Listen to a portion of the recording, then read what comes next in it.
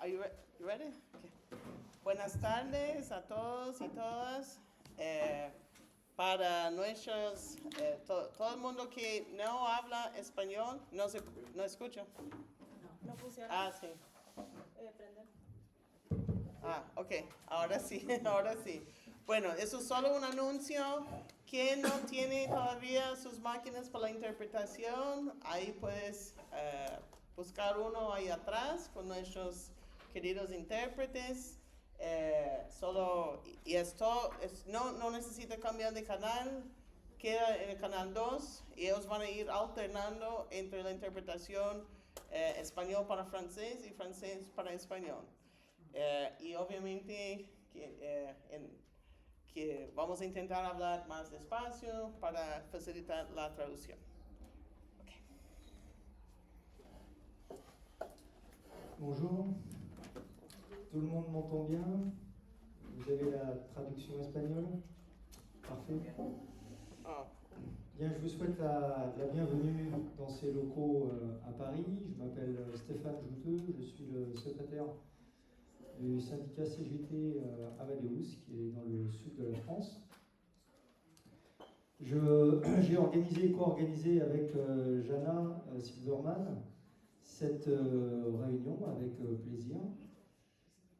Je vais passer tout de suite la parole avant de présenter les différents intervenants ainsi que la camarade qui est à ma droite, Elina d'Argentine, qui va animer cette réunion avec moi, puisque pour ma part je ne parle pas espagnol, je vous prie de m'en excuser. Ça fait partie des réalités, cette réunion. Je vais donc passer la parole à Jacques Borenstein, qui est un syndicaliste de la CGT Force Ouvrière et qui fait partie des administrateurs de ce bâtiment et qui va vous expliquer en quelques mots à quoi il correspond. Bien, bonjour, merci. Donc oui, je suis Jacques Borenstein, je suis secrétaire adjoint de l'Union départementale Force Ouvrière de Paris. Et ce bâtiment, qui est la Bourse du Travail, qui date de 1887, et Bourse du Travail, c'est la maison des syndicats. Donc la plupart des syndicats, toute obédience, sont hébergés en partie dans cette union départementale.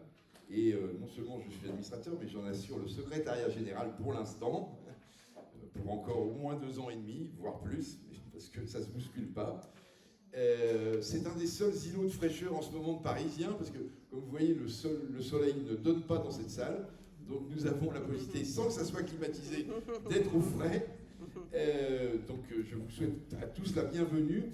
Et juste pour vous indiquer qu'à la fin de la réunion, si vous le souhaitez, nous monterons au rez-de-chaussée visiter la salle historique, la grande salle dans laquelle se sont tenues de nombreuses réunions syndicales et de tout mouvement, et en particulier pour ce qui nous concerne aujourd'hui, de nombreux mouvements qui se sont regroupés contre la guerre, que ce soit en 14-18, pendant la Première Guerre, avant l'occupation allemande, puisque ce bâtiment a été occupé par les nazis, mais aussi contre la guerre d'Algérie, le Vietnam, et les sujets ne manquent pas en ce moment. Voilà. Merci Jacques. Donc vous l'avez compris, ce bâtiment abrite les organisations syndicales de Paris. Nous avons la particularité en France d'avoir plusieurs organisations syndicales représentatives des travailleurs. Les 2 principales, en tout cas les 2 principales historiques, sont la CGT et la CGT Force Ouvrière. Nous avons le plaisir aujourd'hui d'avoir parmi les intervenants à cette réunion des camarades à la fois de la CGT et de la CGT Force Ouvrière. Je vais donc les présenter rapidement. À ma gauche, Devan Soyer, qui est professeur d'université, syndicaliste à la CGT Force Ouvrière. À ma droite, José Luis Marin, qui est d'origine vénézuélienne, qui parlera donc en espagnol, qui est le secrétaire adjoint de mon syndicat. Et puis Jean-Yves Sévy, qui ne va pas tarder, qui s'est malheureusement perdu dans Paris. Il a quelques excuses comme moi parce qu'il n'habite pas cette belle région. Il vient de Guadeloupe, et il est syndicaliste de l'UGTG. Et donc il présentera la situation dans la Guadeloupe.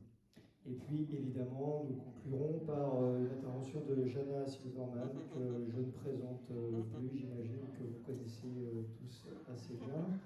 Et je vais maintenant donner la parole à Elina pour qu'elle puisse se présenter, elle.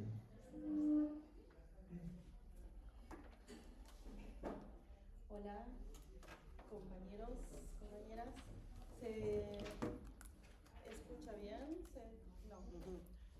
Sí, se quitan cuando no se Hola, necesita. Sí, hola, hola. sí, Ahí, ahora sí. No, ok. No sé qué, no pasa nada.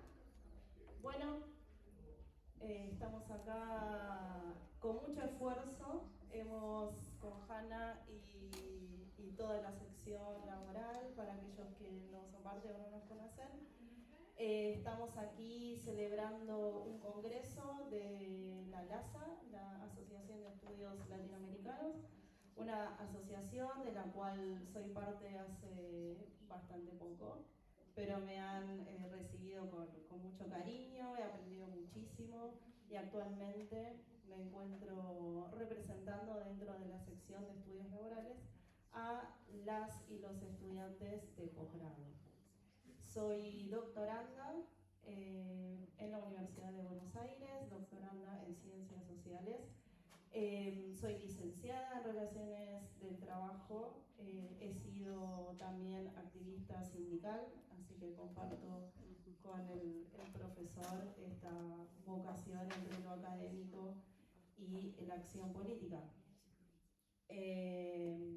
Una de las características de nuestra gestión al frente de esta sección dentro de la LASA ha sido intentar llevar adelante encuentros allí donde se celebran las conferencias, llevar encuentros con los sindicatos locales. Así lo hicimos en San Francisco, donde estuvimos debatiendo con representantes sindicales de los docentes y de las trabajadoras domésticas.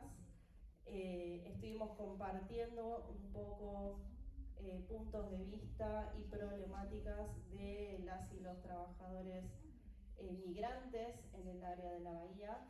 En un contexto, esto fue con un Donald Trump recién asumido y Javier Milei llevaba unos pocos meses al frente de gobierno.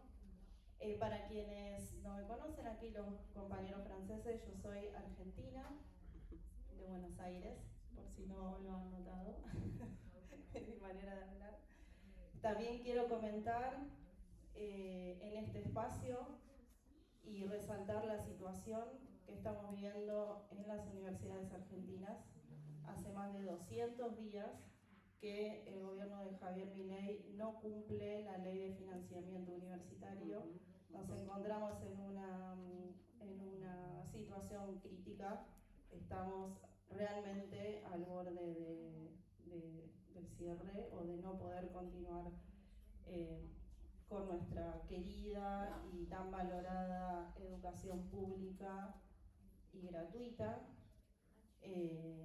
Quería compartirlo con ustedes y no podía irme sin que sepan esta situación. También como trabajadora, la situación en Argentina, nuestros ingresos se han visto fuertemente deteriorados, este último tiempo sobre todo. Y nos encontramos enfrentando un gobierno bastante hostil, un gobierno de ultraderecha, es la primera vez digamos, en Argentina, en la historia, de este tipo de experimento, podríamos llamarlo. Hoy cuando estaba pensando en este encuentro y en cómo íbamos a llevarlo adelante, me di cuenta que coincide nuestro encuentro con un aniversario más de un hito muy importante para el movimiento obrero argentino, que fue el Cordobazo.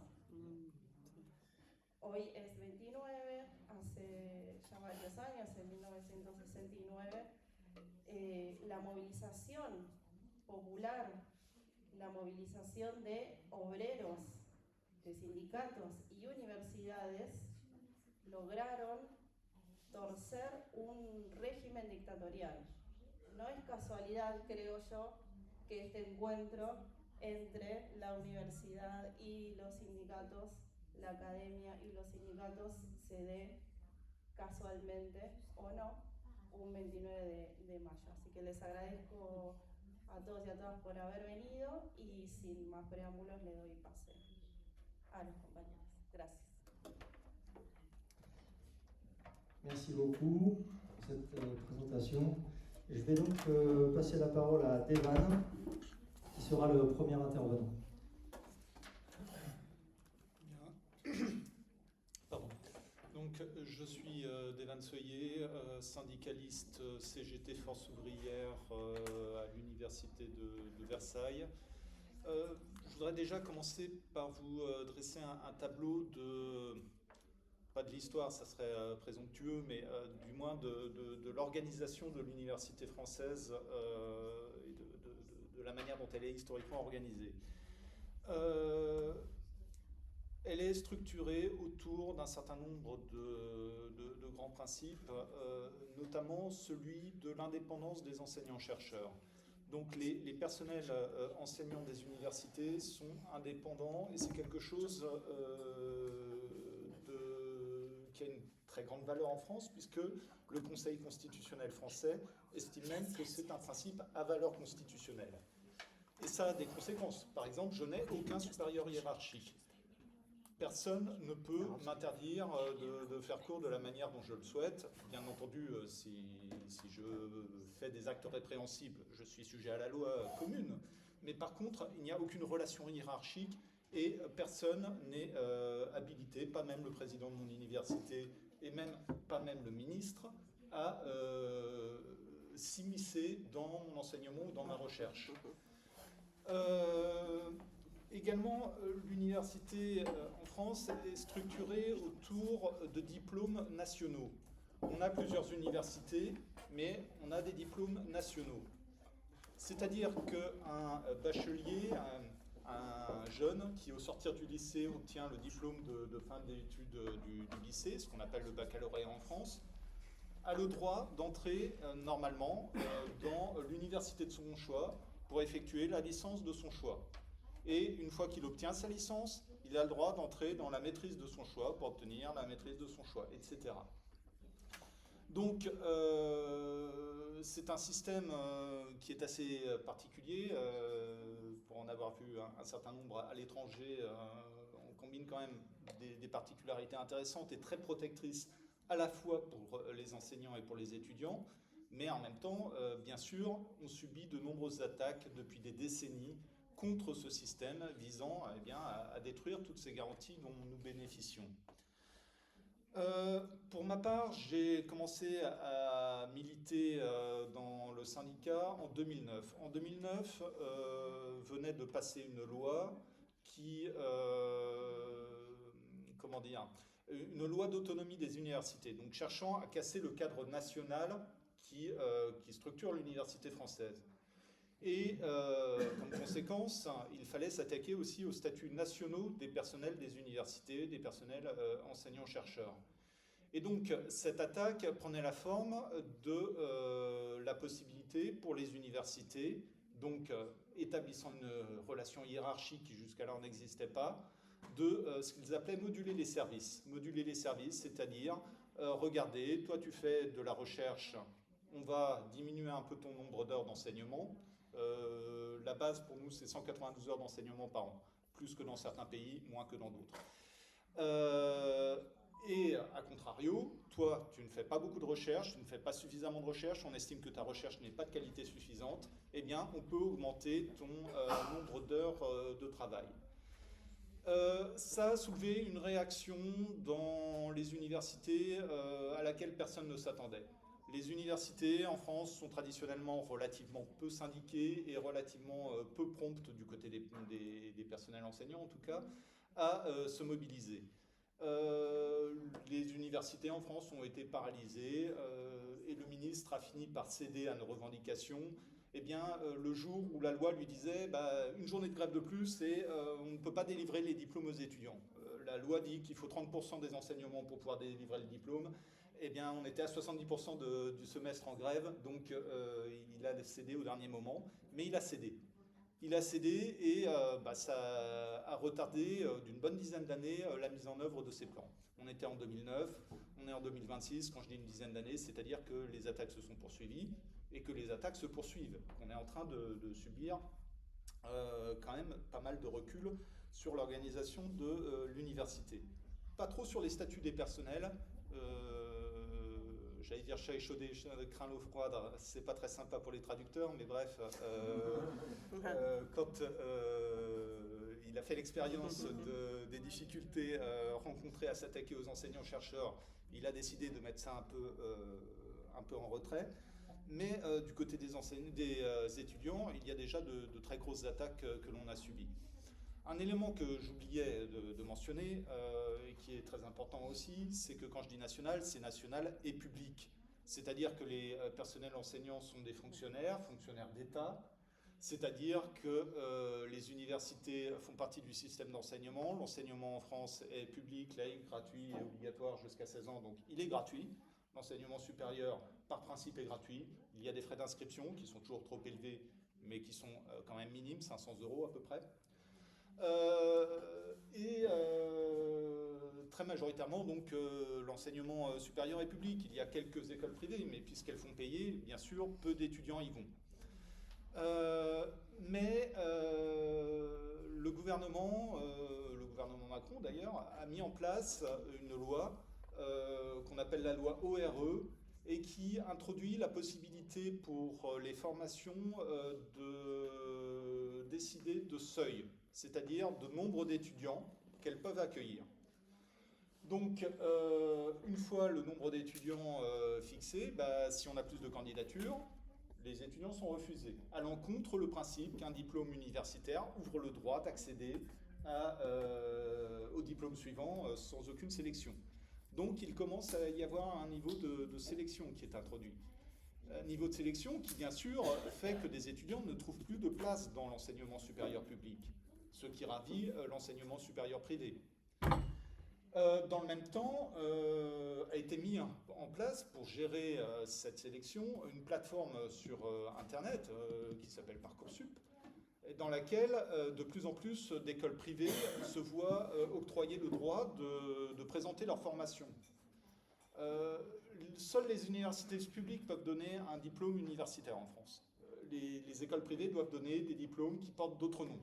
Par exemple, le premier niveau du diplôme universitaire en France, c'est la licence. Une école privée ne peut pas donner une licence. Elle donne un bachelor, par exemple, qui n'a aucun sens dans le droit français.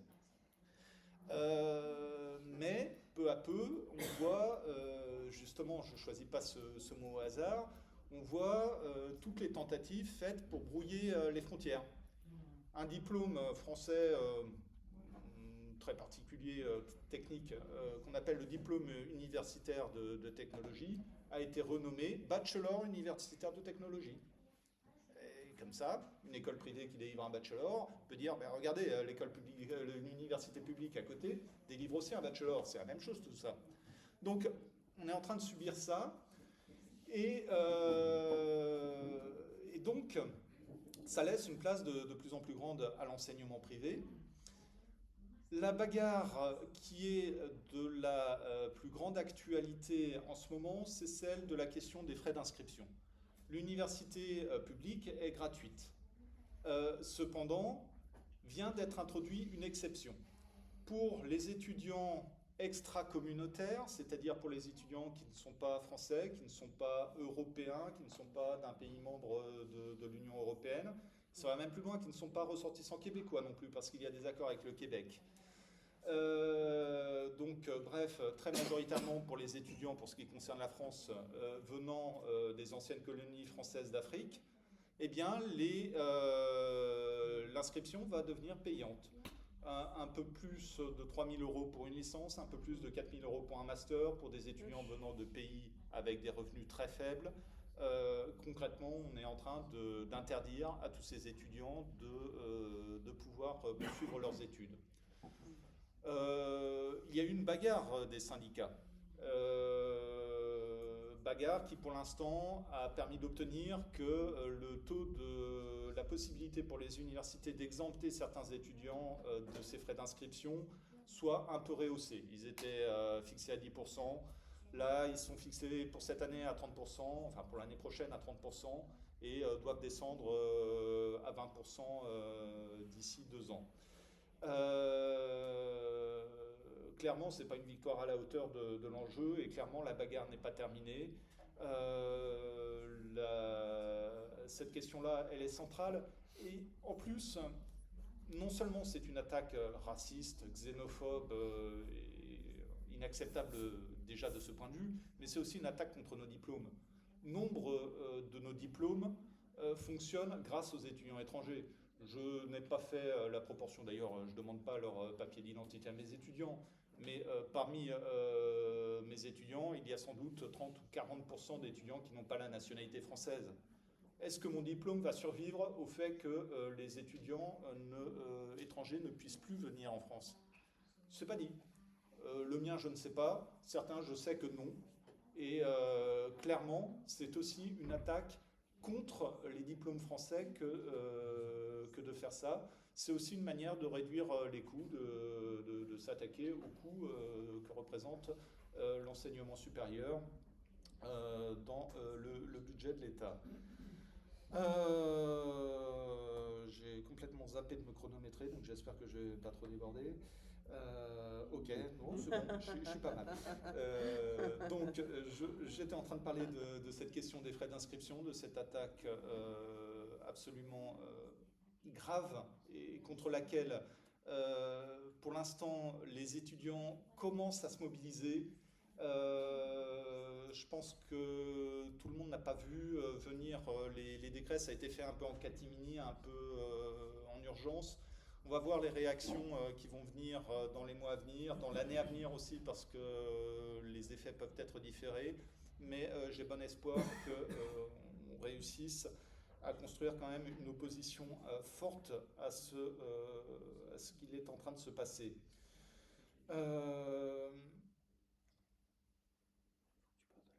Oui. Juste, j'entendais la collègue argentine parler des coupes dans les budgets des universités, c'est quelque chose qu'on connaît. À l'université où je suis, l'université de Versailles, on s'est retrouvé en cessation de paiement. C'est-à-dire qu'à un moment donné, le manque de financement récurrent du gouvernement nous a amené à une situation où on a été concrètement en défaut de paiement. On a été sauvé par le fait que nous sommes des fonctionnaires d'État et que le gouvernement n'a pas voulu que le tribunal tranche sur ce fait et dise « Ok, ils sont affectés à l'université, mais ce n'est pas l'université qui les paie, c'est le gouvernement. » Et donc, ce qui cassait un peu leur mécanisme d'autonomie des universités. Donc, c'est ça qui nous a sauvés.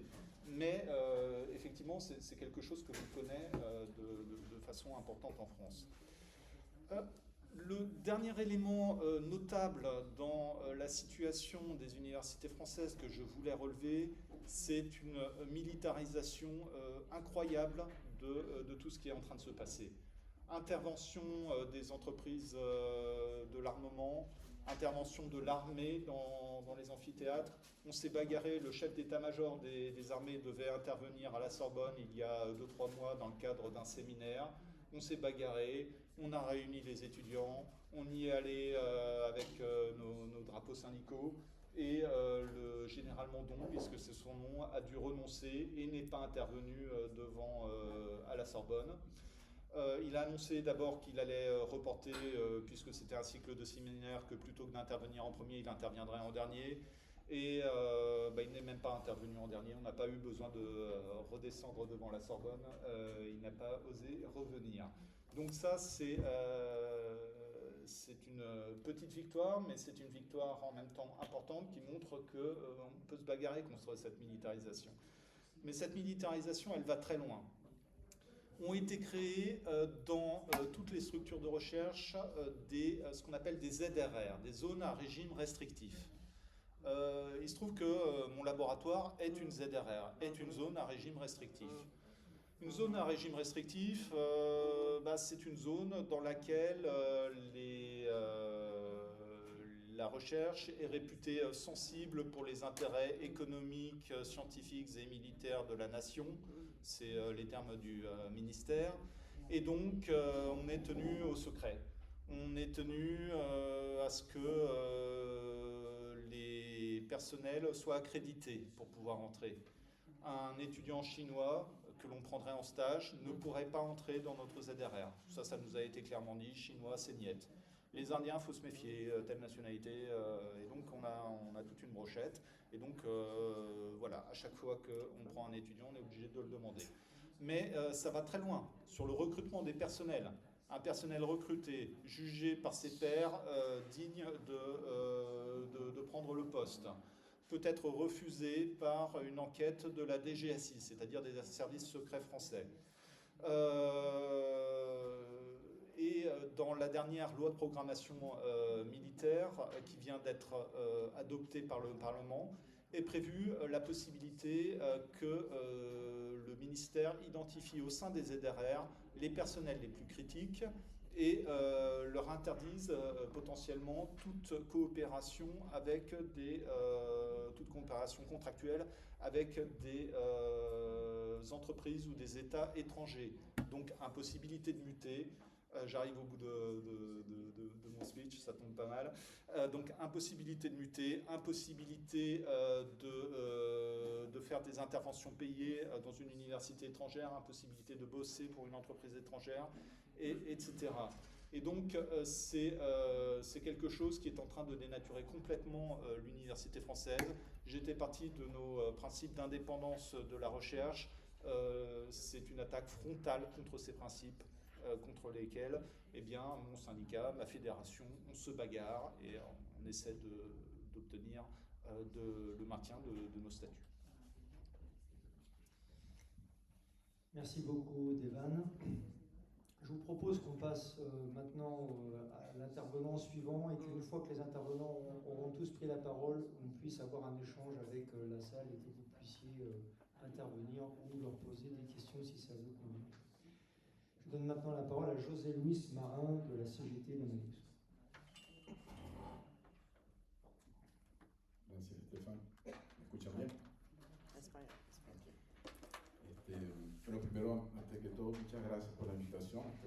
Me siento muy contento de estar aquí con ustedes compartiendo esta tarde. Yo soy venezolano. Este año cumplo 30 años viviendo en Francia.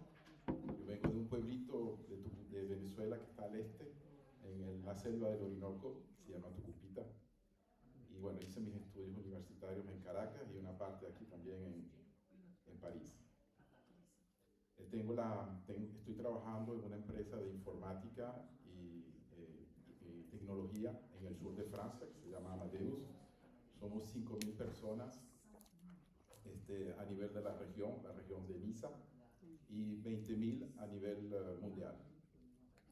Soy representante de personal en el Comité Social y Económico, también soy delegado sindical y también tengo un mandato de consejero del empleado, creo que se traduce así, donde puedo ayudar a los trabajadores que no tienen ningún comité social y económico.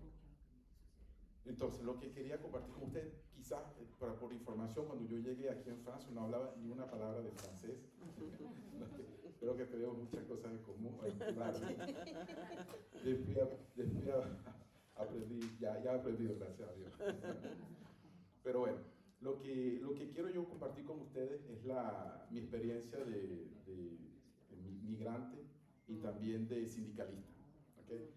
No es teoría, es práctica lo que quiero compartir con ustedes, porque yo intervengo mucho ayudando a los compatriotas latinoamericanos y también a los de todas las nacionalidades.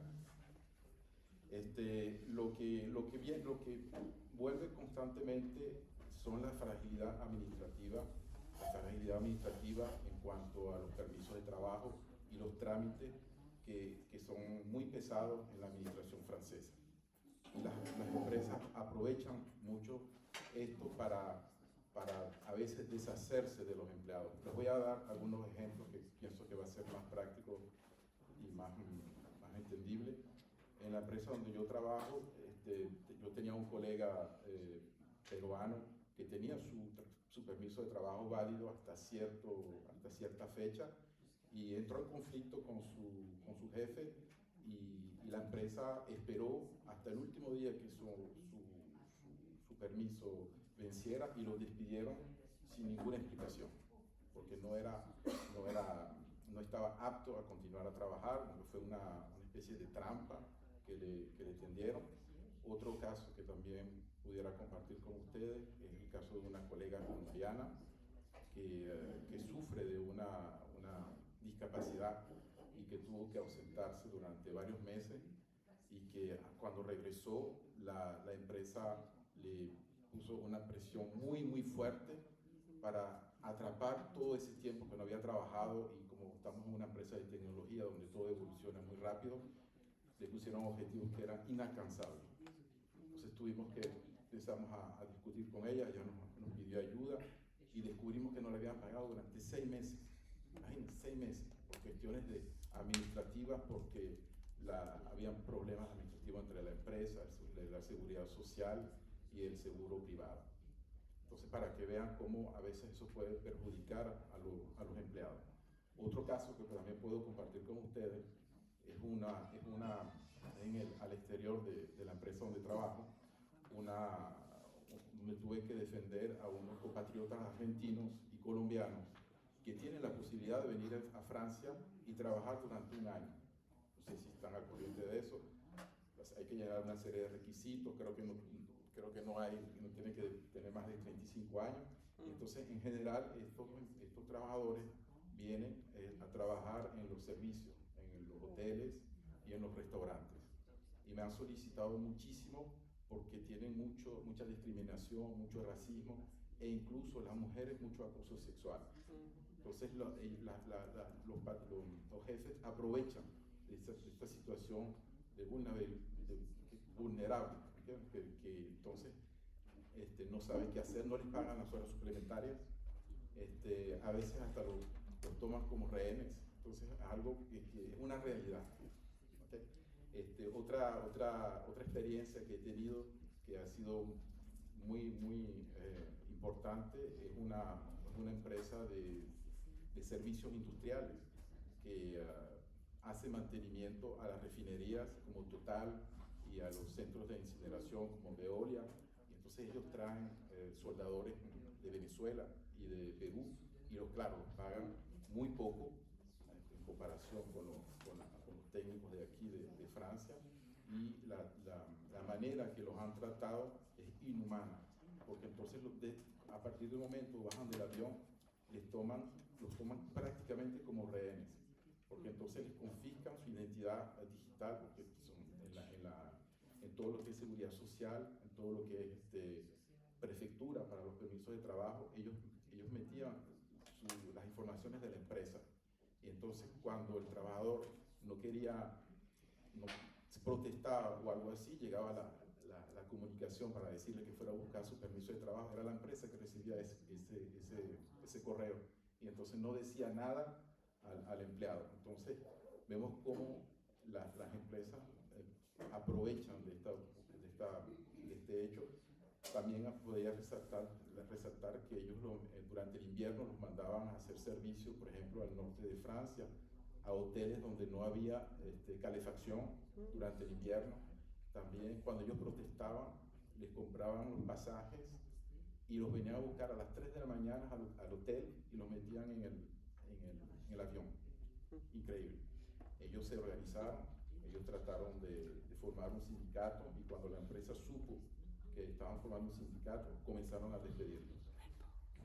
Se dieron cuenta que habían hecho un error porque les habían dado un contrato, les habían hecho un contrato CDI, que es un contrato estándar aquí en Francia, y entonces cuando se dieron cuenta que la inspección del trabajo estaba tratando de hacer algo, se trataron de de chantajearlos para que aceptaran un contrato de obra que llaman, donde la empresa tiene muchísimo poder sobre los trabajadores. Entonces, compañeros, hay que preguntarse, ¿cómo es posible que todos estos empleados, todas estas empresas tengan tanto poder sobre los empleados? Yo pienso que el principal responsable de esto es el gobierno. Es el gobierno, y no es únicamente el gobierno de Emmanuel Macron, avec sus ordenanzas que han debilitado la protección colectiva, que han disminuido las indemnizaciones de trabajadores, facilitando el despido. Eso es impresionante. Hoy en día la empresa puede votar a quien le dé la gana, porque las compensaciones que va a tener que pagar van a ser muy pocas. Y es no únicamente de Emmanuel Macron, también viene de François Hollande, que comenzó también ese ataque contra las protecciones colectivas. Y en todo esto estamos nosotros, los sindicatos, que tratamos de hacer lo que podemos para ayudar a nuestros colegas, para explicarles las leyes, para a veces incluso hasta traducir, porque no conocen, no dominan el idioma. Una de las consecuencias que acaban de hacer también es que para poder tener el permiso de trabajo tienes que hablar muy bien el francés. Imagínense, si eso hubiera estado cuando yo llegué, aquí no estuviera, porque hay que empezar uno llega sin hablar y lo va aprendiendo. Entonces, las consecuencias de esto es que si tú no hablas francés, entonces puedes extender el permiso únicamente un año, y el timbre fiscal son 300 euros. Entonces, claro, son trabajadores que no ganan mucho dinero y es muy complicado. Entonces, son muy, muy vulnerables. Entonces, quiero concluir diciéndoles que, no sé si hablé muy rápido, hacia atrás un poco el tiempo. Entonces, quería decirles que cuando las protecciones colectivas disminuyen, siempre son los trabajadores vulnerables que pagan la factura. Gracias.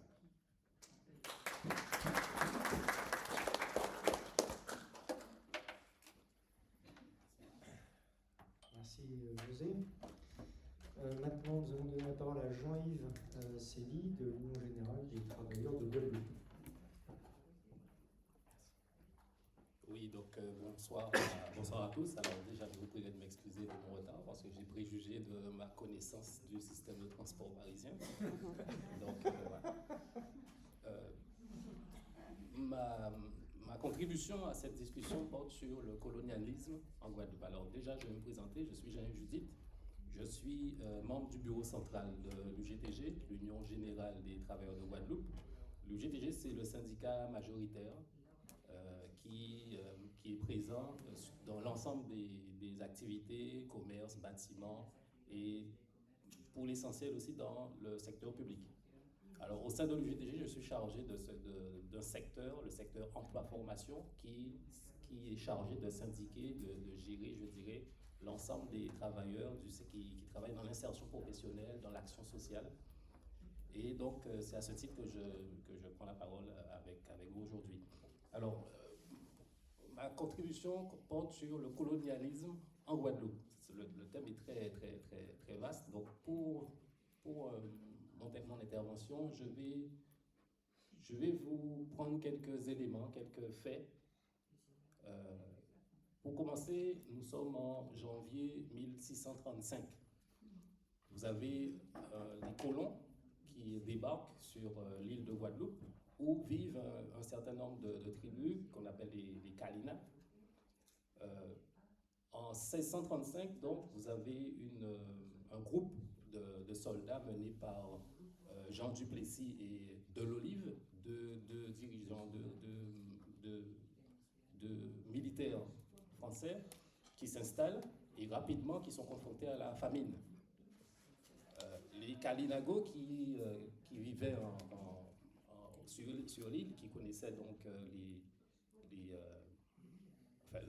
la faune, la flore, ont aidé ces colons et rapidement, trouvant que la quantité de nourriture fournie n'était pas suffisante, donc ces colons ont attaqué les tribus et ont pillé leurs réserves et en passant ont assassiné leur chef qui s'appelait Yance. Et cet acte fonde la première guerre qu'on appelle la guerre franco-caraïbe de 1635 à 642. Et pourquoi je fais cette précision? Parce que pour nous, c'est l'acte fondateur qui permet aux colons de s'approprier la terre. Alors vous allez comprendre pourquoi je fais cette précision, parce que et là je fais un bond, nous sommes dans les années 90-95, et là dans le nord de l'île de Basse-Terre, la Guadeloupe est composée de deux îles en forme de papillon, vous avez la Basse-Terre et la Grande-Terre, et sur la Basse-Terre, vous avez des planteurs, des petits planteurs qui travaillent la terre depuis des décennies, et un jour qui se voit signifier l'obligation de quitter les terrains qu'ils occupent.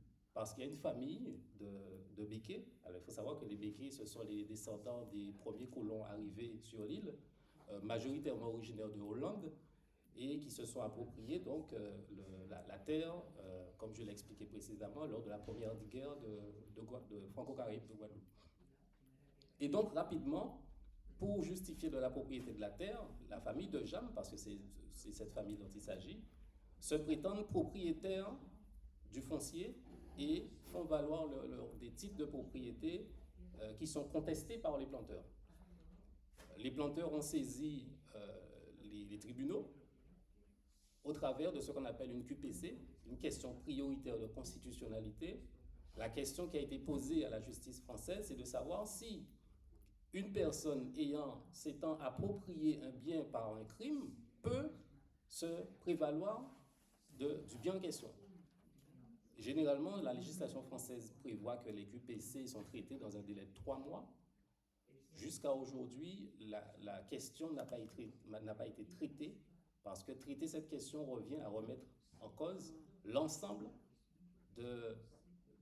des propriétés qui en Guadeloupe, qui en Martinique, parce qu'il faut savoir que en Martinique, pire encore qu'en Guadeloupe, plus de la moitié du foncier est resté entre les mains des anciens propriétaires d'esclaves qui ont utilisé l'indemnisation reçue au moment de l'abolition de l'esclavage pour asseoir leur position et ce qui explique aujourd'hui les inégalités que l'on observe au niveau des dernières colonies françaises. Je vais prendre un troisième fait. Nous sommes en novembre 2020 sur la commune de Déhay, la commune de Déhay, toujours sur l'île de Basse-Terre, toujours au nord, à côté justement de la ville de Sainte-Rose,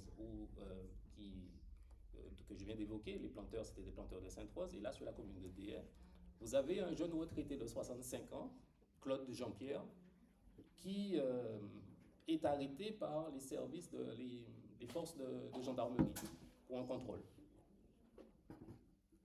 2 jours après, Claude Jean-Pierre meurt au centre hospitalier de Guadeloupe.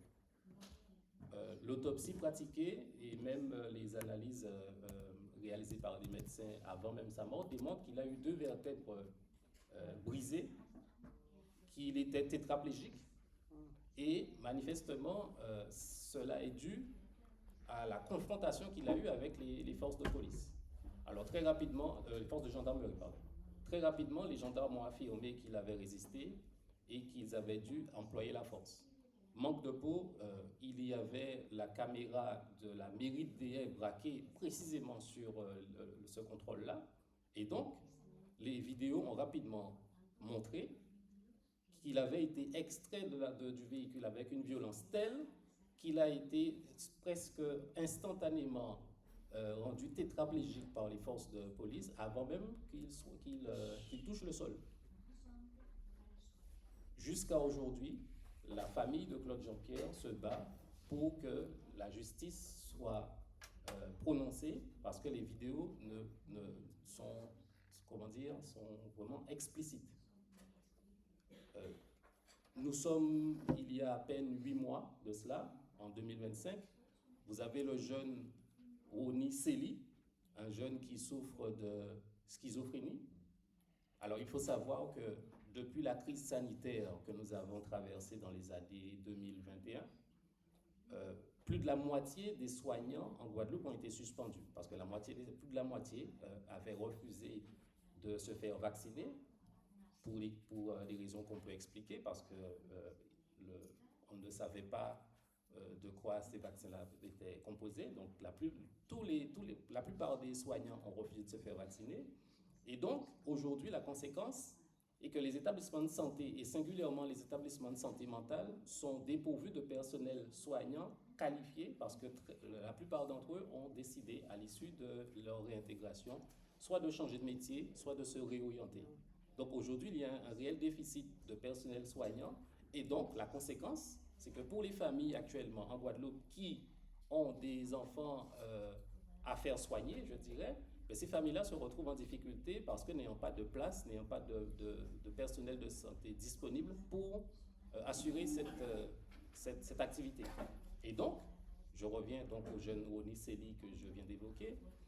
Le jeune Roni Sely, n'ayant pas eu accès à ces médicaments, se retrouve à l'extérieur avec un coutelas et étant malade, donc rapidement sa famille comprend qu'il faut faire appel à des personnels de santé.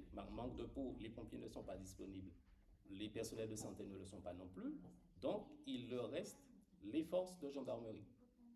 Les gendarmes sont appelés sur les lieux. Le jeune Roni Sely se retrouve sur le sol avec 8 balles dans le corps. Là encore, l'enquête montre et les vidéos disponibles montrent que le jeune Roni Sely a été purement et simplement assassiné par les forces de gendarmerie. Et là encore, les gendarmes prétendent qu'il était menaçant. Je rappelle qu'il avait effectivement un coutelas, mais au moment où il reçoit pas moins de 8 balles, il y a plusieurs mètres de distance entre les forces de police et le jeune en question, et qui plus est, vu le nombre de gendarmes qui étaient présents à ce moment-là, on aurait très bien pu, d'après les protocoles de gendarmerie, c'était tout à fait possible de l'immobiliser. Il se retrouve avec 8 balles dans le corps. Je remonte, nous sommes en mai 67.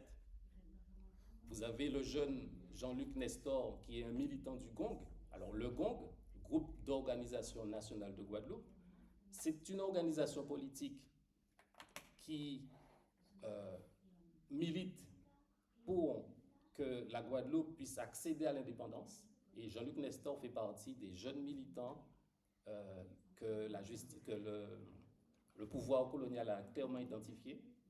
Et donc, au travers d'un mouvement initié par les ouvriers du bâtiment, qui s'étaient mis en grève pour des questions liées au salaire, en mai 67, Jean-Luc Nestor se retrouve avec plusieurs balles dans le corps parce que les gendarmes ont ouvert le feu purement et simplement sur les manifestants et en visant en priorité Jean-Luc Nestor, qui était effectivement présent avec les manifestants, mais qui n'était nullement agressif. Lorsque les événements de mai 67 se sont produits, bien évidemment, vous avez beaucoup de documents qui en parlent, donc j'irai vite là-dessus. L'État français dit qu'il y a eu 5 morts. Aujourd'hui, vous avez un rapport, le rapport Stora, qui est disponible, qui est téléchargeable sur le site, je pense que c'est téléchargeable sur le site de l'Assemblée nationale. Le rapport Stora précise que le nombre de victimes se situerait plus entre 80 et 100. Jusqu'à aujourd'hui, vous avez des familles qui ont vu des membres disparaître, et jusqu'à aujourd'hui, les familles n'ont aucune nouvelle du corps de leurs parents. Souvent, ce sont des pères qui ont été assassinés. Aujourd'hui, vous avez une famille, la famille Angèle, en Guadeloupe, qui se bat pour que la justice puisse leur dire ce qu'est devenu la dépouille de leur père, parce qu'ils ont des témoignages, ils ont des documents qui expliquent que le père a été effectivement assassiné, tué ce jour-là. Son corps a été vu au niveau de la morgue, et ensuite le corps a purement et simplement disparu. Donc, pourquoi est-ce que je prends ces exemples-là? C'est juste pour vous montrer, en fait, pour nous, quand on parle de colonialisme, ce dont il s'agit. Aujourd'hui, un Guadeloupéen qui croise les forces de gendarmerie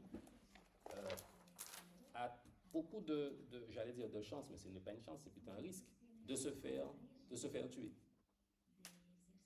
Aujourd'hui, et là je prends volontairement, mon discours n'est pas, j'ai décidé volontairement de ne pas ne pas avoir de fil conducteur. Je prends des éléments de temps de l'histoire juste pour vous montrer un peu ce que nous appelons le colonialisme et les effets sur nos corps. Aujourd'hui, vous avez 95% de la population guadeloupéenne victime d'un pesticide qui s'appelle la chlordécone.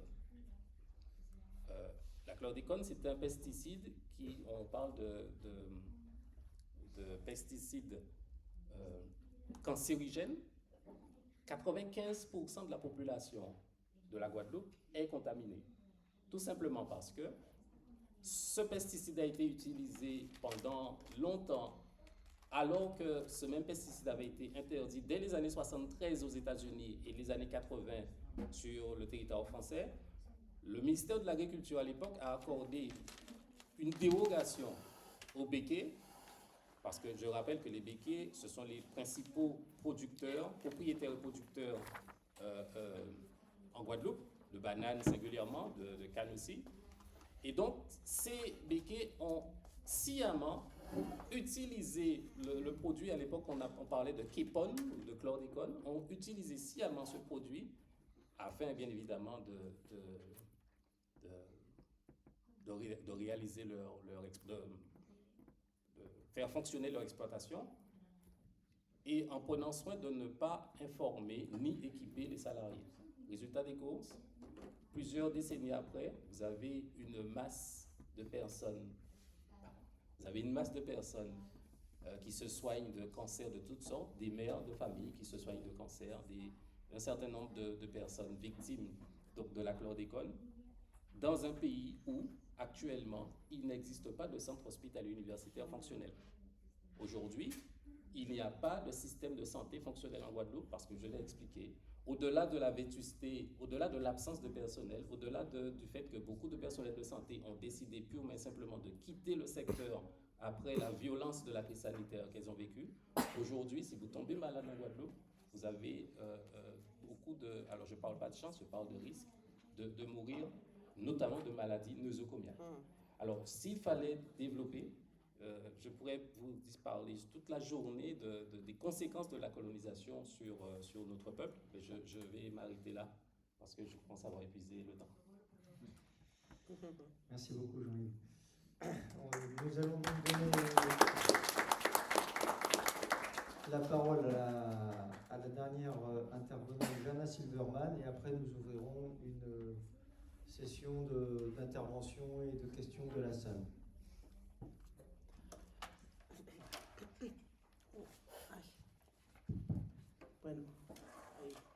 Buenas tardes de nuevo, y bueno, muy feliz de estar aquí con todos ustedes, y también quiero mostrar una vez más mis agradecimientos especiales a nuestros invitados y también especialmente a Stefan por ayudarnos a organizar este panel que han sido tan interesante hasta ahora. Voy a intentar hablar no mucho, o sea, no hacer unos comentarios bastante breves ahora, porque, bueno, primero yo creo que ustedes deberían tener muchas preguntas para nuestros invitados franceses y guadalupianos, no sé si esa es la palabra.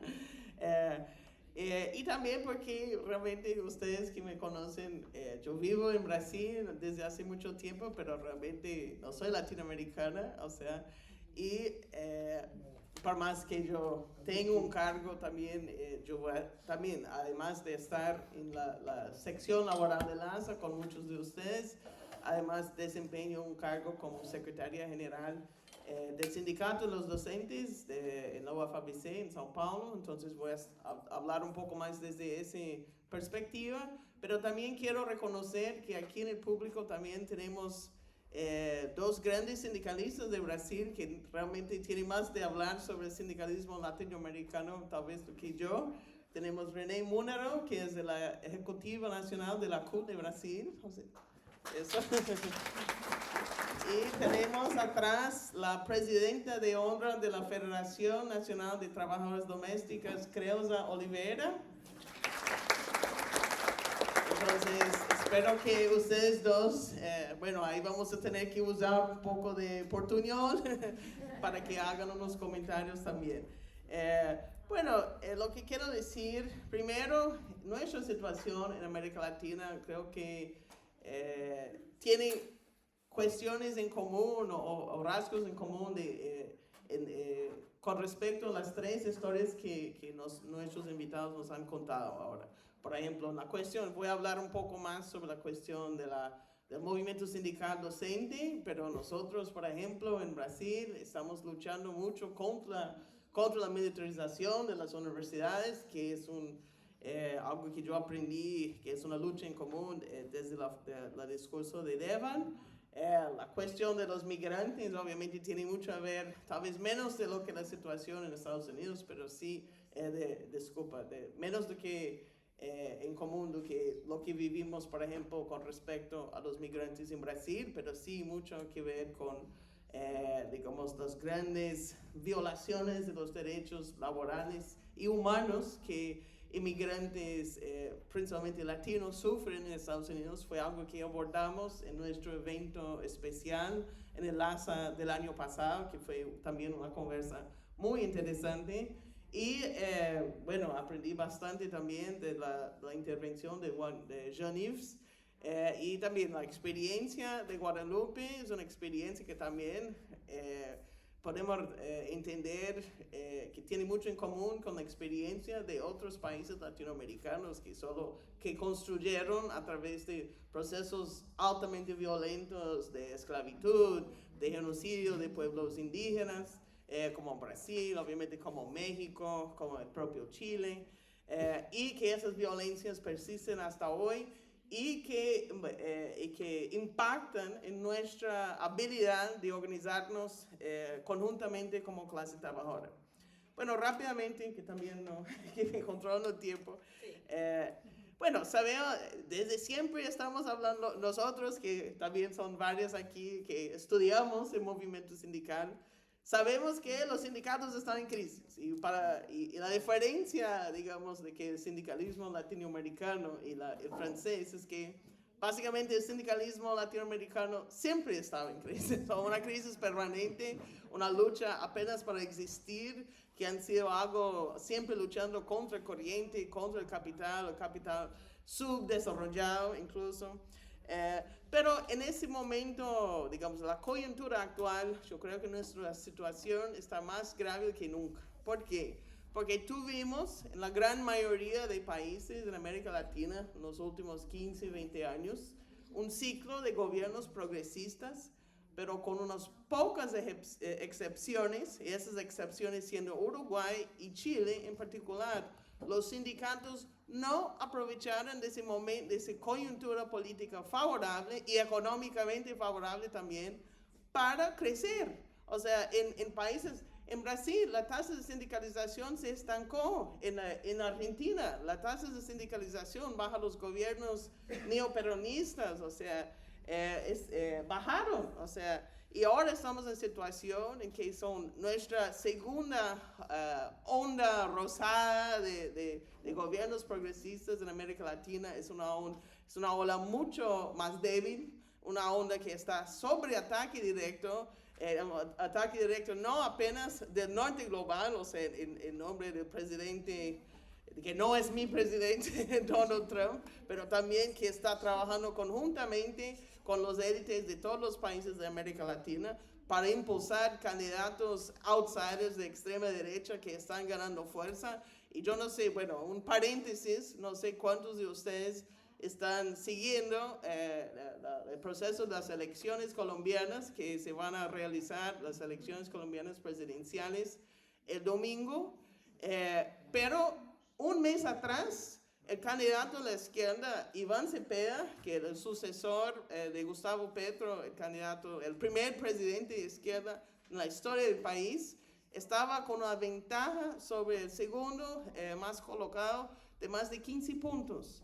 Hoy en día, Iván Cepeda está con están en empate técnico con un candidato de extrema derecha, un entre aspas outsider, igual que Parisi, igual que Bolsonaro, Abelardo de la Espriella, y ahora hay poquísimas chances que Iván Cepeda va a ganar el primer turno, y quién sabe si tiene chances de ganar el segundo, porque sabemos que la derecha y el centro derecha en esas condiciones siempre se juntan para elegir entre lo que ellos consideran el menos peor, porque para ellos el fascismo siempre se prefiere por encima de la democracia, de los derechos humanos y del progresismo.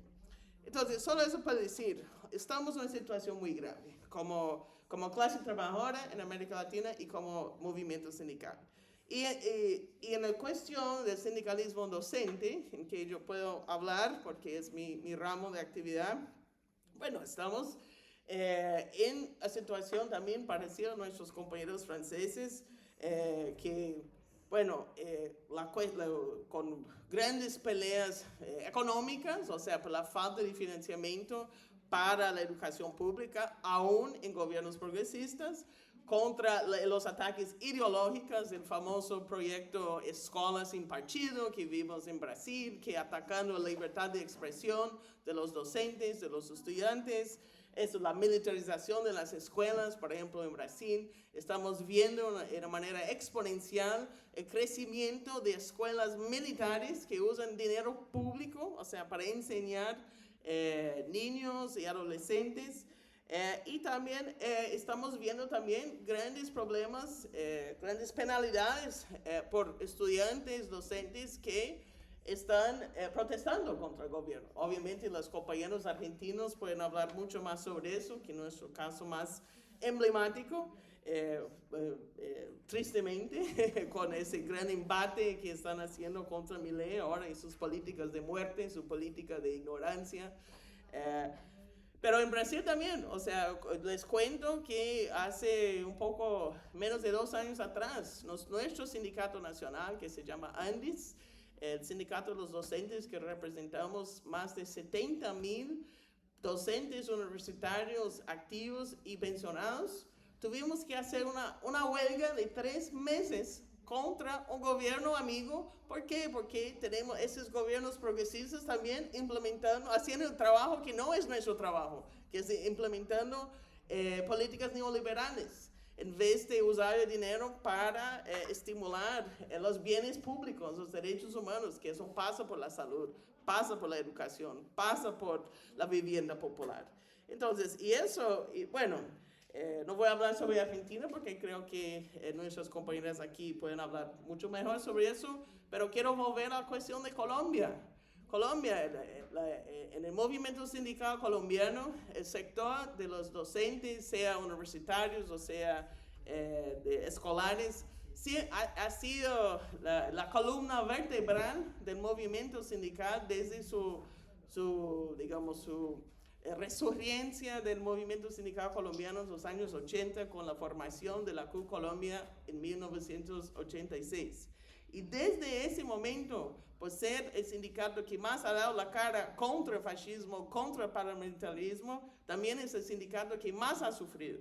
O sea, en esos 30, casi 40 años de ataques contra el movimiento sindical colombiano, estamos hablando de más de 11,000 docentes que han sido amenazados de vida apenas por su actividad sindical.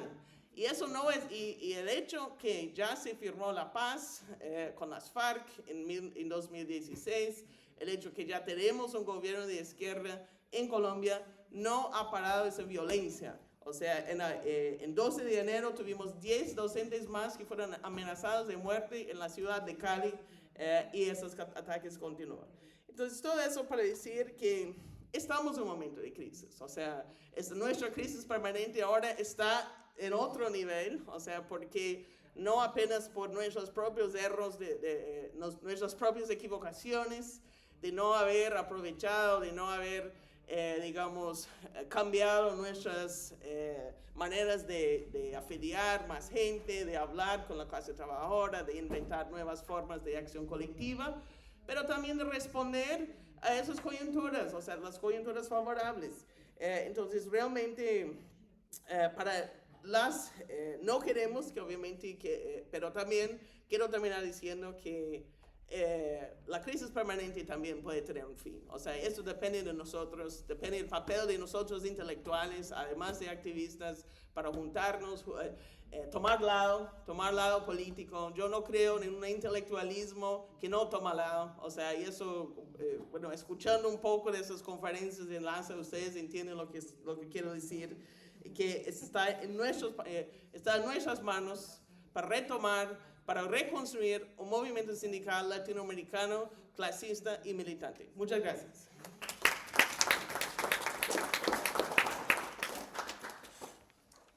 Merci. Je vais donner la parole à Elina de manière à ce qu'elle puisse organiser les débats qui vont suivre.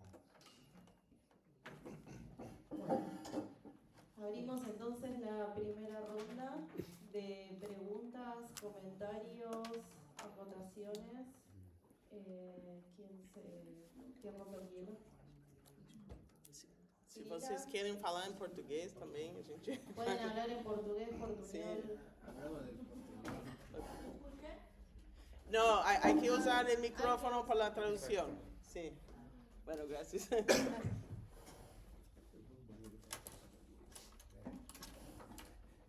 Bueno, buenas tardes.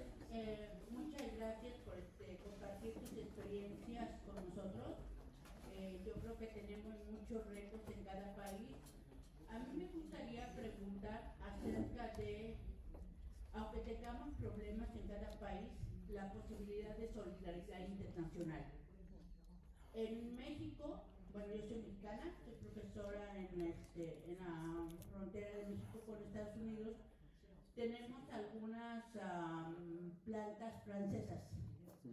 Entonces son ensambladoras que están en el norte de México y recientemente una de ellas, que es Atwell, en Ciudad Juárez, buscó sindicalizarse, pero se le impidió sindicalizarse. Entonces recibió el apoyo de Estados Unidos para poder con alguna parte de tener libertad sindical, pero pues piensa uno si por ejemplo se podrían construir lazos de apoyo entre los trabajadores franceses hacia los mexicanos para precisamente impulsar la libertad sindical. O sea, hay varias plantas francesas, industrias, que sería interesante este trabajo explorar, porque muchas veces se piensa que solo son de Estados Unidos, pero tenemos plantas de todo el mundo. Sé que tenemos problemas, pero también una forma es apoyarnos mutuamente, creo. Nada más, gracias. Bien.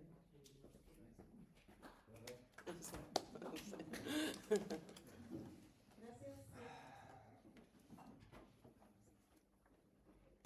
Hola. Hola, bueno, muchas gracias por el evento, gracias también por compartir sus experiencias. Yo tenía una pregunta para el compañero de Venezuela. Me parece muy interesante su visión porque, bueno, acá como latinoamericanos sabemos lo que es ser migrante en otro país, ¿no? Y yo quería preguntarle cuál había sido la experiencia o la participación que tienen los consulados en estos casos que usted comentaba, donde necesitaban realmente ayuda los compañeros latinoamericanos, porque no es solamente que son migrantes como podríamos ser, pues, por ejemplo, yo soy de Perú, que migro a, no sé, Argentina, sino que es migrar a otro mundo, literalmente, ¿no? A otra cultura y atravesar este choque de no conocer, de no tener en quién apoyarse. ¿Cómo se veía desde ese lado, ¿no? Porque también existe una responsabilidad internacional de parte de los consulados hacia los nacionales que están en el extranjero. Gracias. Buenas tardes también. Muchas gracias a todos por tan interesante charla de reflexión. Yo quería hacer una pregunta al compañero sindicalista francés. Nosotros en Latinoamérica hemos tenido muchos cambios en los procesos de trabajo, en los procesos de organización, de precarización de la mano de obra. Muchas de las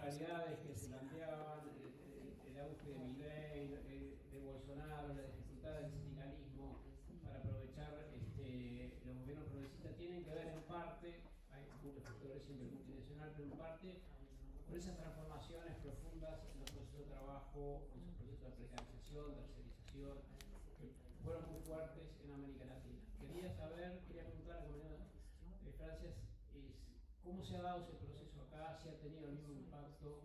¿O cómo es esa situación más general, ¿no? Más allá del sindicalismo universitario, el sindicalismo, digamos, del sector público, que ha sido en general el menos afectado por eso?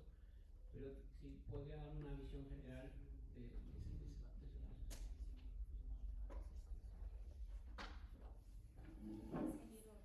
Bueno, yo soy Alison, también soy de Perú.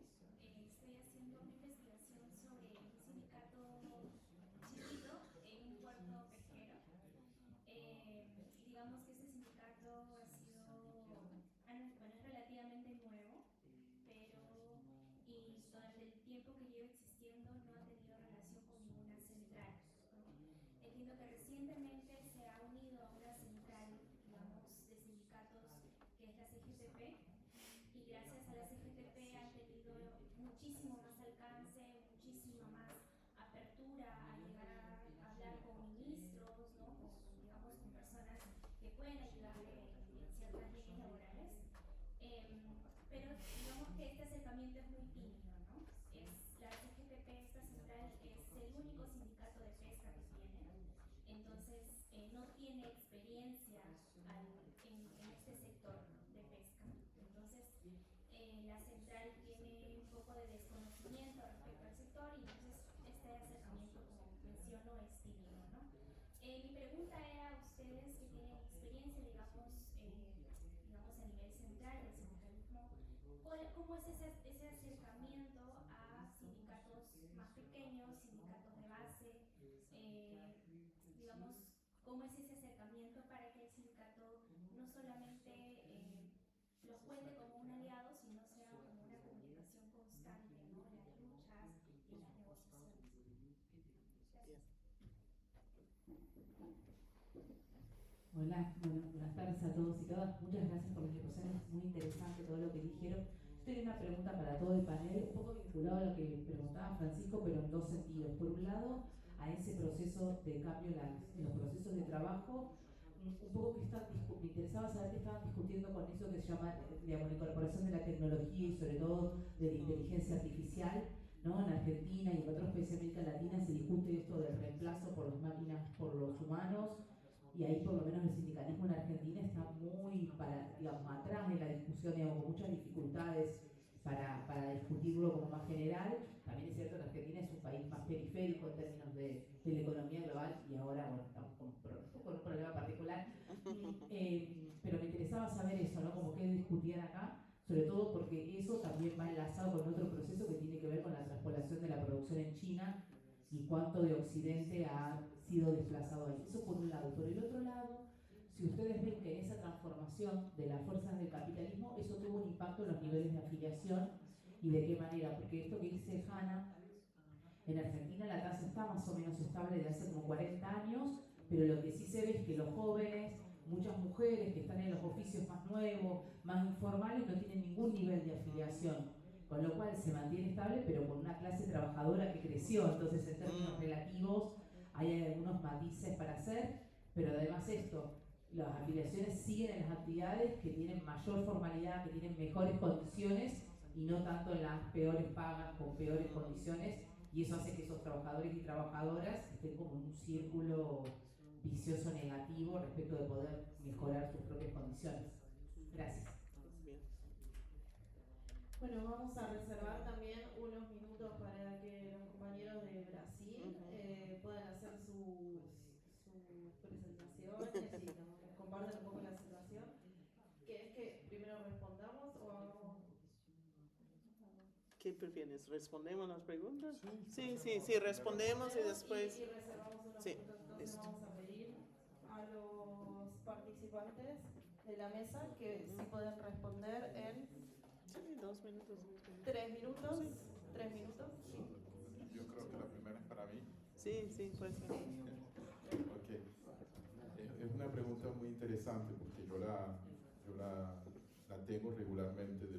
Pueden imaginar, ¿no? De los trabajadores que están aquí. La primera cuestión, la primera pregunta, ¿cómo el consulado, cómo la embajada les puede ayudar? La respuesta es no nos van a ayudar.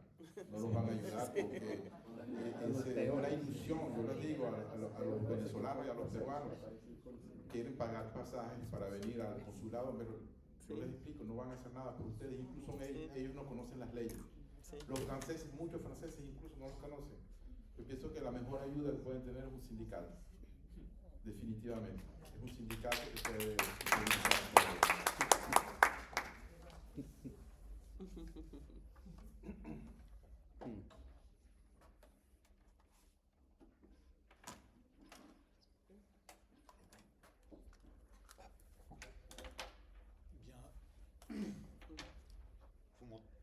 Ça marche là? Ouais, ok. Sur la question de la solidarité internationale, évidemment, la solidarité internationale est quelque chose qui me tient particulièrement à cœur. Je m'occupe du secteur international de ma fédération, donc c'est quelque chose de très important, à la fois dans l'expression de cette solidarité et à la fois dans la possibilité de voir que ailleurs les collègues se battent, les camarades se battent, obtiennent des victoires, et c'est quand même un sacré encouragement. Sur la question des entreprises internationales françaises, là je vais être un peu plus en peine de répondre parce que pour la peine, dans le secteur public, c'est pas une question qui se pose de façon très concrète pour moi. Mais évidemment, c'est quelque chose que je souhaiterais voir ma confédération faire, en tout cas, pour ce qui relève du secteur privé. Sur la précarisation de la main-d'œuvre, le changement de mode de travail, je crois que c'est le terme que vous employez, c'est un phénomène que l'on voit en France aussi. Pour ce qui concerne l'université, on voit la multiplication des post-docs et le rallongement des post-docs et de plus en plus de difficultés à accéder à un statut. On voit, on a deux statuts d'enseignants-chercheurs, maître de conférence et professeur des universités. Maître de conférence, c'est un peu moins bien. Ils sont en train de le liquider, de le remplacer par des contractuels. Un contractuel, c'est quelqu'un qu'on peut licencier. C'est quelqu'un pour lequel on a cette relation hiérarchique que nous, on n'a pas. Donc, c'est quelque chose que l'on voit au quotidien et qui est en train d'attaquer les universités. Et au niveau général, évidemment, l'ubérisation, suivant le mot qu'on emploie en France, est quelque chose qui se répand. Ils sont en train de multiplier les contournements du Code du travail. Le Code du travail en France dit, à partir du moment où il y a une relation de subordination, c'est un emploi salarié. De plus en plus, on voit des chauffeurs-livreurs qui sont soi-disant indépendants. Ils sont auto-entrepreneurs, on dit en France. Mais de fait, ce sont des salariés. Ils ont un seul employeur, un seul donneur d'ordre. C'est des salariés, sauf qu'ils n'ont pas la protection du droit du travail, ils n'ont pas les congés payés, ils sont obligés de payer leur propre matériel. C'est une attaque très importante, et la meilleure défense que l'on puisse en avoir, c'est d'exiger le respect du Code du travail, le respect du droit. Et de ce point de vue-là, effectivement, c'est quelque chose que l'on expérimente aussi au quotidien. Sur le rôle de l'intelligence artificielle, j'ai envie de dire c'est la même chose. Il faut défendre les salariés, quelles que soient les circonstances. Quand le patron explique « je vais licencier parce que l'IA, machin truc », non, on se bagarre contre les licenciements. On tend dans le mouvement syndical à avoir des discussions de fou sur cette question de l'IA qui nous éloignent, qui cherchent à avoir une appréciation de ce qu'est l'intelligence artificielle, de ce que ça va donner. Mais comme syndicaliste, la question de base, c'est défendre les travailleurs de façon très bête. Donc c'est peut-être beauté en touche, mais c'est la manière dont j'aurais tendance à prendre cette question de l'intelligence artificielle. Alors peut-être fait sur la question de la solidarité internationale. Alors, vous avez vu, mon intervention était un peu à contre-courant. Je ne suis pas trop intervenu sur la question de l'enseignement. Parce que le syndicat auquel j'appartiens n'est pas présent du tout au niveau de l'Université des Antilles de la Guyane. Ce qu'il faut savoir, c'est que pendant longtemps, l'UAG, l'Université des Antilles de la Guyane, était éclatée sur les 3 dernières colonies, la Guadeloupe, la Martinique et la Guyane. Et pendant longtemps aussi, les présidences se succédaient et donc il y avait souvent des guerres intestines qui a longtemps empêché l'université de former correctement la jeunesse de Guadeloupe. Nous rencontrons une difficulté aujourd'hui, c'est l'exode des jeunes. Du fait de cette problématique, beaucoup de jeunes quittent le pays pour aller se former, pour la plupart au Canada, au Québec, beaucoup sur le territoire français.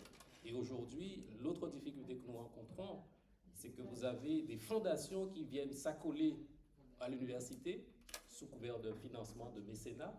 Et en fait, derrière ces fondations, ce sont les groupes capitalistes béquets qui financent et donc qui récupèrent à la source tous les talents qui peuvent émerger au niveau de l'université. Et deuxième chose, c'est que les béquets maîtrisant pratiquement toute l'économie, ce sont souvent eux qui peuvent, à l'issue des études, donner des possibilités d'insertion professionnelle. Et donc, c'est comme cela que les jeunes sont captés et les formations qui sont proposées par l'UAG, les programmes, sont souvent des programmes qui sont destinés à alimenter les entreprises des fameux béquets. Donc, vous voyez, donc l'université fonctionne pratiquement comme un sous-traitant, je dirais, aux entreprises béquets. Sur la question de la solidarité internationale, le dernier congrès de l'UGTG qui a eu lieu en décembre 2023 a sorti une résolution spécifique. C'est-à-dire nous avons décidé de mettre l'accent, de vraiment travailler sur la question de la solidarité internationale parce que nos dirigeants sont très souvent des victimes de répression. C'est-à-dire nous avons compté un grand nombre de nos dirigeants qui passent régulièrement devant les tribunaux. Là encore, pendant mon séjour, nous avons 2 dirigeants qui ont été convoqués par le juge d'instruction pour être mis en examen sur différents chefs. Je ne vais pas trop développer. Et donc pour nous, la question de la solidarité internationale est liée à la question de la répression. Très souvent, lorsque dans nos petits pays, nous subissons la répression, c'est parce que nous avons des liens au niveau des autres organisations et qui n'hésitent pas justement à protester, qui fait que nous sommes un peu protégés, je dirais, par la question de la solidarité internationale. Donc pour nous, c'est une priorité. Voilà, donc sur les autres questions, bon, je ne vais pas pouvoir intervenir. Je vais laisser la parole à Macama.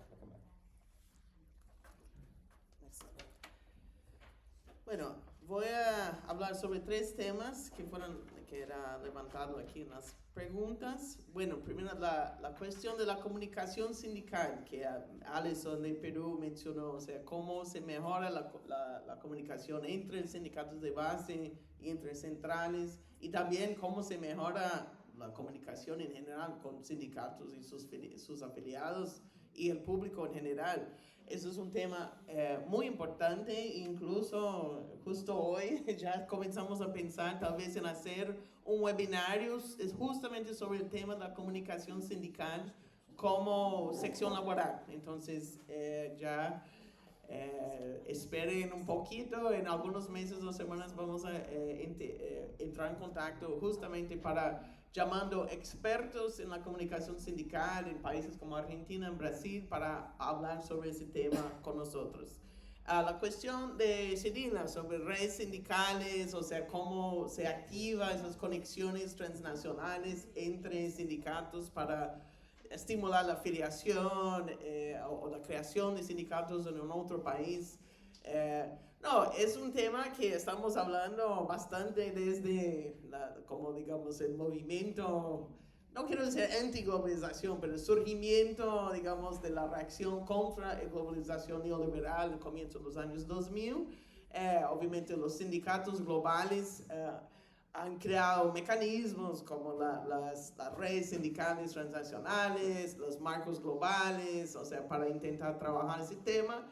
En mi opinión, y esa es mi opinión obviamente, apenas Esas redes y esas técnicas, salvo en algunos casos, no han sido muy eficaces. ¿Por qué? Porque ha quedado muy en el nivel de las cúpulas sindicales. O sea que vamos a hacer encuentros entre federaciones o centrales, y la base no sabe que ese tipo de acuerdos o ese tipo de mecanismo ni siquiera existe. Entonces yo creo que obviamente sería muy importante los sindicatos de la Casa Matriz de Francia poder ayudar a los compañeros en México a formar un sindicato independiente. Eso es algo que ya se ha hecho con ayuda, por ejemplo, de sindicatos americanos, como la UAW, en el caso del sector automotriz en México.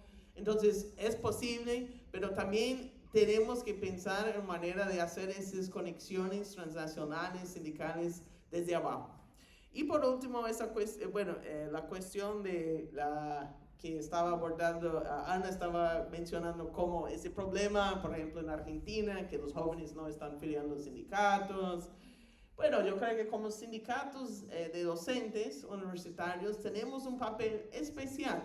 ¿Por qué? Porque podemos luchar primero no apenas para garantizar que se abren vagas, o sea, cupos para estudiantes que provienen de la clase trabajadora para entrar en universidades, sobre todo universidades públicas, pero que haya condiciones de permanencia en la forma de becas y otros horarios, por ejemplo, de clases que les permiten trabajar y cuidar de sus familias, pero también que nosotros mismos de una manera más consciente estimular lo que yo llamaría como una conexión, o sea, universidad, movimiento sindical. O sea, por ejemplo, voy a dar el ejemplo de mi universidad, la UFABC en Brasil. Abrimos nuevos cursos, unos 3 nuevos cursos de lo que se llaman de licenciaturas, que son cursos diseñados para los estudiantes se entrenan para ser profesores en la red pública, o sea, profesores de la escuela secundaria, escuela fundamental. Lo que tenemos que hacer como sindicato es cuando esos estudiantes hacen el curso, o sea, antes de graduarse, hacer una conversa sobre ellos, sobre la importancia de afiliar y participar en el sindicato de docentes. O sea, entonces crear como una correa de transmisión, o sea, una educación sindical que forma parte de nuestros cursos y que no queda una cosa arrinconada, o sea, una vez en la vida los estudiantes tal vez toman una clase sobre sociología de trabajo y nada más. O sea, tenemos que también como docentes, como sindicalistas, impulsar eso. Y por último mismo, realmente que creo que fue mencionada la importancia del internacionalismo. O sea, yo me quedo muy feliz de estar en esta sala porque yo creo que el internacionalismo de la clase trabajadora comienza en salas como esto, con personas creo que de más de 10 países, de varios continentes. Y bueno, yo solo quiero agradecer por todo el mundo que hizo esfuerzo de estar con nosotros hoy. Opa.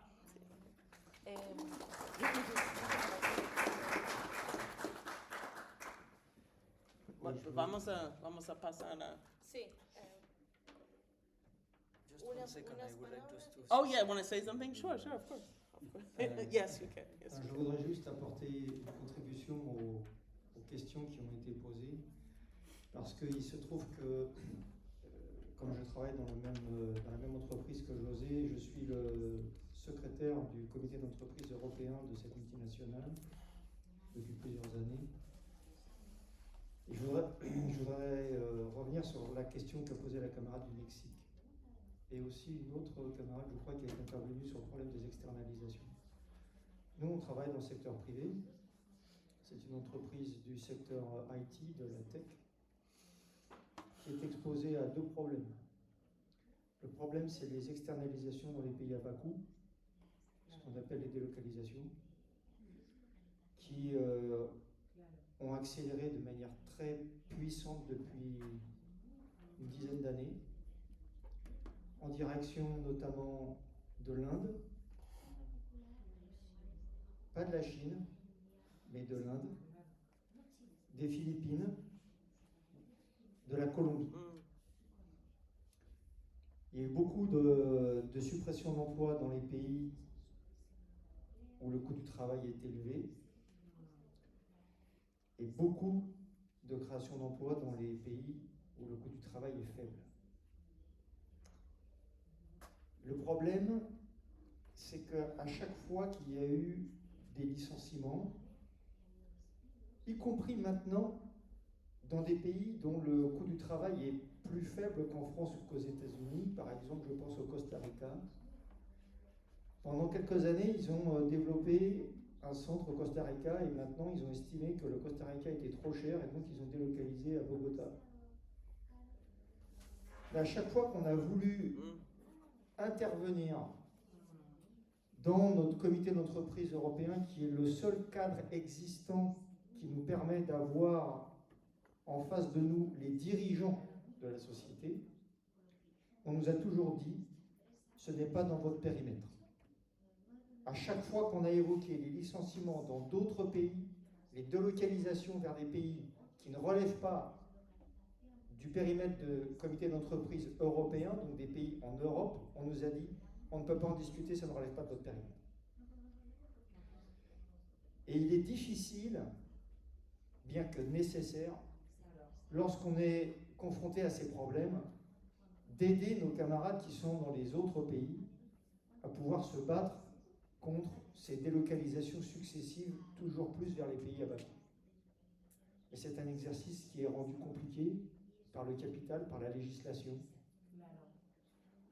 Et donc c'est quelque chose qui n'est pas évident, y compris en Europe. C'est difficile. Parce qu'il y a quelques pays en Europe, mais qui sont très peu nombreux, où les représentants des salariés sont en quelque sorte protégés par le droit du travail. Et dans la plupart des pays, même en Europe, ce n'est pas le cas. Et donc, ils sont exposés, dès qu'ils prennent la défense de leurs collègues, à des procédures disciplinaires. Et même en Europe, le nombre de salariés qui sont couverts par des conventions collectives est faible. En France, l'écrasante majorité des salariés sont couverts par des conventions collectives. Mais c'est une exception en Europe. Dans la plupart des pays, le taux de couverture est extrêmement faible. Même en Allemagne, le taux de couverture en convention collective est de 70% des travailleurs. Depuis les fameuses lois Schröder du début des années 2000. Donc c'est compliqué. Deuxième chose que je voulais dire, c'est sur l'intelligence artificielle, parce que nous, dans notre entreprise, on est directement exposé à ce problème, et c'est aujourd'hui le problème numéro 1 dans notre entreprise. Parce que, comme on l'a vu, notamment aux États-Unis, qui ont toujours un temps d'avance sur tout le reste, il y a des licenciements massifs qui sont liés à ça, et nous sommes directement exposés à ces processus, et ça fait partie aujourd'hui des inquiétudes de tous les personnels de notre société, parce que le patron nous dit ça concerne tout le monde.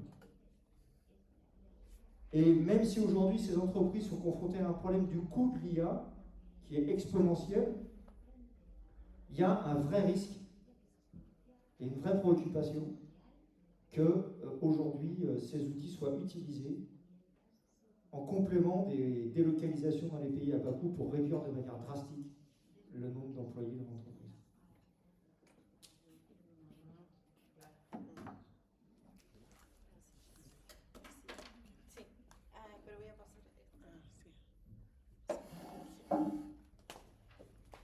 Ellos van a hablar, ellos van a hablar en portugués. ¿Quieres que yo traduzco para español? Listo. Entonces, ¿quieres você quer falar algumas palavras sobre? Sí. Primeiro.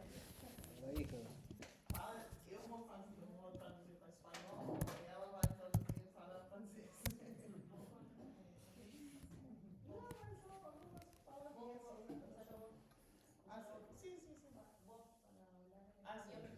pero también algunas personas que hablan portugués. Vamos a compartir. No, vamos a hacer eso. O sea, ella va, deja eso para que yo no quiero escuchar su voz. Entonces ella tiene voz. Ella habla, ella pasa por aquí, traduzco. Sí. Vai demorar um pouco mais. Já te falo. Boa noite a todas e todos aqui. Eu me chamo Cris Oliveira, sou do Sindicato das Trabalhadoras Domésticas da Bahia, Brasil, e da Federação Nacional das Trabalhadoras Domésticas. Quero parabenizar por este evento. Eu sei que existe a dificuldade do idioma, da língua, mas nós, trabalhadores e trabalhadoras, precisamos nos unirmos, independente de nacionalidade, porque cada dia mais o mundo está retrocedendo na questão da organização sindical, nos direitos das mulheres, nos direitos da juventude, das nossas crianças, dos negros e negras, da nossa população indígena, né? E nós, trabalhadoras domésticas, nós temos uma organização a nível nacional e internacional. Nós temos uma... Tradução. Deixa eu traduzir. Sim, isso, sim. Bueno, buenas noches. Muchas gracias por la invitación. Yo soy Cleusa Oliveira, que soy del Sindicato de las Trabajadoras Domésticas del Estado de Bahía y la Federación Nacional de las Trabajadoras Domésticas de Brasil. Y felicitaciones por este evento. Sabemos que tenemos problemas de idioma, pero es muy importante escucharnos aquí juntos porque sabemos que los trabajadores precisamos unirnos. Sabemos que hoy el mundo está pasando por momentos muy difíciles, los trabajadores están bajo ataque, las mujeres, los jóvenes, los negros y nosotras, las trabajadoras domésticas, sentimos mucho esos ataques también. E por isso, como já foi falado aqui, da questão da uberização, dos retrocessos que a gente tem acompanhado na Argentina, em outros países, né? E o Brasil, a gente já viveu época de guerra, de destruição dos direitos da classe trabalhadora, né? Da classe trabalhadora no Brasil, e a gente teve uma luta muito árdua, e o nosso presidente Lula voltou. E isso para nós foi muito importante, a volta de um presidente que o povo elegeu, que os trabalhadores elegeu e que a classe trabalhadora, de um modo geral, elegeu esse presidente, e queremos reeleger para que ele tenha um quarto mandato. Para nós é muito importante, para não retroceder cada vez mais nos nossos direitos, né? Porque voltar à extrema-direita, como estava, tirando direito, deformando os direitos da classe trabalhadora, onde querem rasgar a CLT, que é a consolidação do direito do trabalho, e quer endemonizar a CLT, que é a segurança da classe trabalhadora. Então a gente precisa cada dia mais estarmos unidos, e a união tem que ser internacional. É muito importante isso. Então, eu vengo de Brasil, eu vengo de Brasil, e isso ha sido tempos muy difíciles. Hemos vivido una verdadera guerra contra la clase trabajadora, una guerra que están intentando quitar nuestros derechos laborales, quitar los derechos que están en la CLT, que es nuestro código de leyes laborales, o sea, demonizarlo, decir que no es bueno. Y por eso luchamos muy duro para que en 2022 pudimos elegir un presidente obrero, el presidente Lula de nuevo, y sabemos que vamos a seguir luchando para elegir al presidente Lula una cuarta vez ahora este año, porque eso va a ser una manera muy importante para garantizar nuestros derechos laborales. Y sabemos que esa lucha no se hace apenas a nivel nacional, pero también hay que hacerlo internacionalmente. Bueno, okay.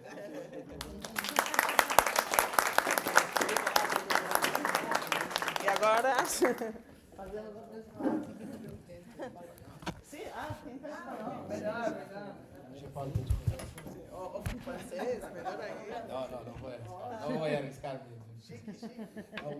Buenas tardes, compañeros, compañeras. Yo me llamo René, soy de la Ejecutiva Nacional de la CUT Brasil. Le agradezco por el espacio. no voy a hablar sobre todo lo que los dijeron, pero quería puntuar algunas cosas que son mi opinión, no son necesariamente los reflejos de la Ejecutiva Nacional de la CUT Brasil. Primero, sobre la cuestión de la solidaridad, es cierto que el movimiento obrero mundial, nosotros ya conocemos esta discusión de que para el capital no hay fronteras. Para los trabajadores hay fronteras, prisiones, cárceles, como hay en Estados Unidos, deportaciones, las peores condiciones laborales posibles, una superexplotación, la mayoría de las veces sin derechos. Yo participé con algunas personas como Tristán, Sokol y otros en esta sala de una jornada continental pero defensa de los derechos de migrar, que es una cuestión que los sindicatos en toda parte deberían tener como pauta, porque eso que nos garantizará algunas cuestiones que están siendo debatidas acá, sea se organizando en sindicatos que no hay, sea teniendo el derecho a se organizar sindicalmente a donde hay sindicatos para llevar el combate por los derechos. Sobre la crisis de representación mundial, yo quería decir que no voy a hablar de las otras centrales, voy a hablar de la mía central, porque no solo hubo una estagnación, ¿no? En Brasil hay, no solo en la CUT, en todo el movimiento obrero sindical, hay un decréscimo, una queda del número de sindicalizados, que se explica por algunas razones, algunas cuestiones. Una es la desregulamentación de los derechos trabalhistas de la reforma laboral de Bolsonaro, que se quedó con los contratos colectivos, con las negociaciones, permitiendo que los patrones negocien individualmente con los trabajadores. Entonces, hay una desregulamentación, los trabajadores de aplicativos, sí, que no tienen sindicatos, que están comenzando a se organizar, como eran las compañeras trabajadoras domésticas que no tenían sindicato. Muy poco tiempo hay esta organización sindical. Y otra, en mi opinión, tiene a ver con la forma como las organizaciones sindicales abordan los temas de la clase. En Brasil, la CUT, desde su fundación, defiende la reducción de la jornada laboral con la reducción, sin reducción de salarios. Pero durante muchos años, esta pauta era una pauta congresual, que todos hablan, todos levantaban sus estandartes, pero no había una organización de facto para que se avanzase en esto. Bastó en Brasil que un joven trabajador del sector de servicios, indignado con la situación de la jornada laboral en Brasil, con la escala de trabajo, con las 44 horas, se dirigió por la internet y comenzó a crear un tipo de movimiento llamado Vida para Além do Trabalho, en portugués, Vida para más adiante del trabajo, en español, ¿no? Y que después los sindicatos asumieron la campaña con más intensidad, con más fuerza, que quedó que esta semana en Brasil el Congreso votó en primera vuelta, que ahora va al Senado, después va a voltar al Congreso, hay una discusión ainda en curso, la reducción para 40 horas sin reducción de salario en Brasil. Ese es un ejemplo de tantos otros que podríamos hablar en varios países sobre cómo la burocratización, a veces, de cómo las direcciones encaminan las cuestiones concretas y urgentes de la clase, se colocan en ese distanciamiento, afastamiento de las bases de la pauta de los trabajadores. Bom, y concluyo, estamos en un seminario internacional, no hay como nosotros acá no discutirmos, quién sabe, ya no sé cómo funciona, estoy aquí de un invitado meu clandestino. Nosotros acá hoy, no sé si hay cómo hacer una manifestación de solidaridad a la lucha del pueblo boliviano, a la COP, que enfrenta el gobierno de extrema derecha de Paz. ¿No viste? No sé si hay espacio para eso en esta actividad, pero lo que comprendí, somos muchos latinos americanos y casi todos americanos, algunos franceses, algunos europeos. Si hay como nosotros hacemos una manifestación de solidaridad a lucha del pueblo boliviano en la COP, que están con protestas importantes y que marcan la cuestión de la resistencia al imperialismo en nuestro continente. Es eso. ¿Se comprendió? ¿Me puedo continuar? Muy bien. Bien, nous arrivons à la fin de cette session qui était prévue de 17h à 19h. Je voudrais remercier tous les intervenants et les participants qui ont bien voulu participer aujourd'hui et leurs contributions. Avant de nous séparer, je vous demanderai de bien vouloir retourner avant de quitter cette salle ces instruments que l'on doit tous récupérer sous peine de pénalité financière. Donc je vous remercie de bien vouloir nous les remettre. Jacques va vous conduire en haut à la grande salle. Ok. Avant de monter en haut, si vous voulez bien vous réunir peut-être devant pour qu'on puisse prendre une photo ensemble. Et ensuite, Jacques vous emmènera visiter la salle principale, la salle historique, avec José qui traduira du français vers l'espagnol pour que vous